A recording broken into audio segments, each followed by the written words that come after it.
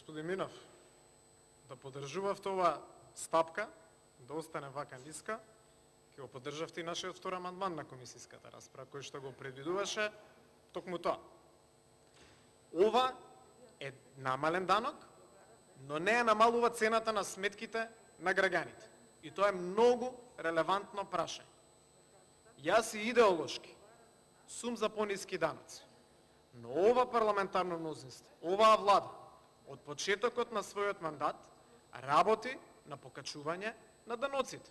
Зголемени акцизи, зголемен данок на имот, најава за дополнително зголемување на акцизите.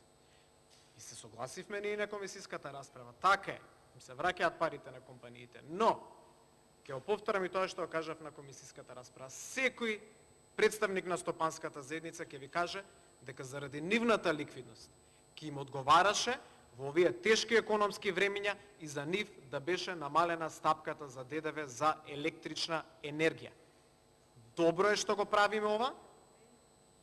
Лошата страна е што доцна се тргна со оваа мерка, лошата страна е што граѓаните ќе добијат, како што најави ВМРО ДПМН овој месец, повисоки сметки заради неодговорното работење на владата и ненавременото антиципирање на тоа што се случува на пазарот.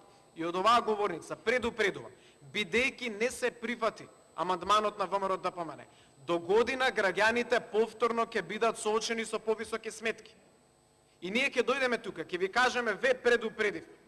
И повторно ќе бидеме сведени на демагогија, но што прават граѓаните кои што едва и крај со крај сврзуваат и ќе мора да плаќаат повисоки сметки до година.